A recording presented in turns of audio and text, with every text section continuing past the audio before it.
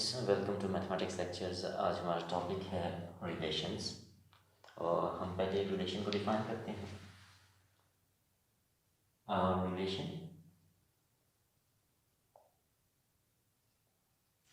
From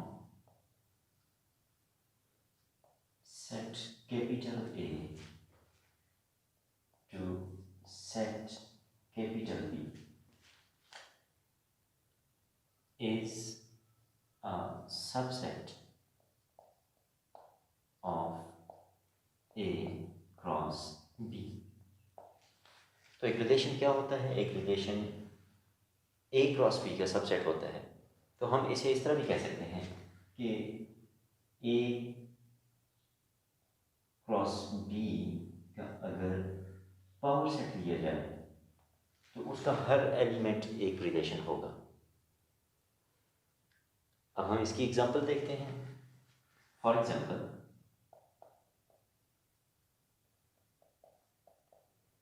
assume करें कि आपके पास सेट A है इक्वल टू 1, 2 और सेट B है equal to A, B, C।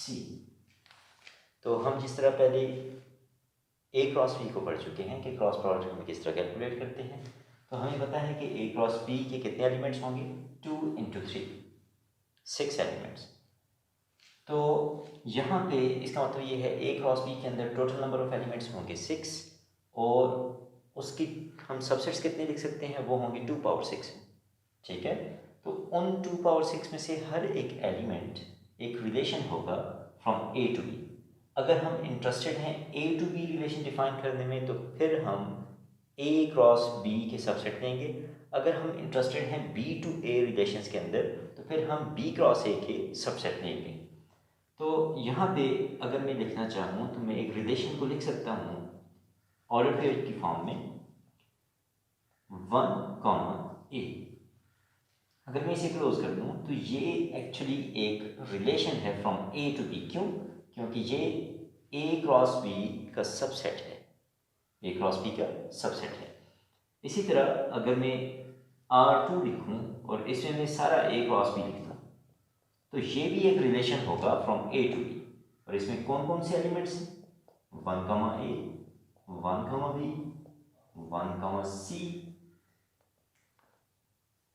2, A, 2, B and 2, C। तो ये भी हमारे पास एक रिलेशन है फ्रॉम A टू B। इसी तरह अगर मैं लिखूं तो मैं लिख सकता हूं एक और रिलेशन जो कि इस फॉर्म का है 1, B, 2, C एंड 1, A। हमारे पास ये रिलेशन ये भी A टू B डिफाइंड है।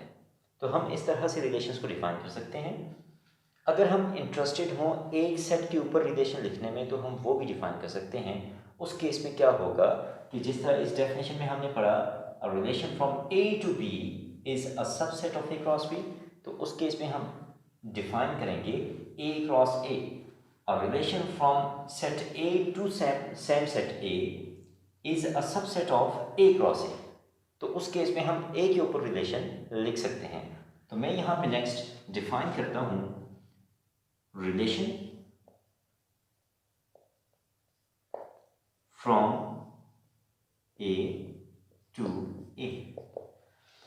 इस केस में अगर एज्यूम करें कि सेट A यही है तो A क्रॉस A क्या होगा? ये हमारे पास इक्वल होगा 1, 1, 2, 2, 1 एंड 2, 2। इस केस में आप देखें तो A क्रॉस A में टोटल नंबर ऑफ एलिमेंट्स हैं 4। तो इसके पावर सेट में कितने एलिमेंट्स होंगे? 2 पावर 4, 16। तो उन 16 एलिमेंट्स में से हर एक एलिमेंट एक रिलेशन होगा from A to A। For example अगर मैं A टू A एक रिलेशन डिफाइन करना चाहता हूँ तो यहाँ पे R1 इक्वल टू इसमें जस्ट मैं 1, 1 और 2, 2 लिख दूँ तो ये हमारे पास A टू A एक रिलेशन है।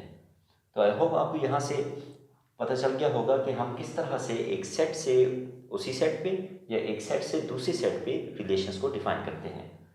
तो इसके बाद हम नेक्स्ट डिफाइन करेंगे same set to same set, different relations और उनकी टाइप्स।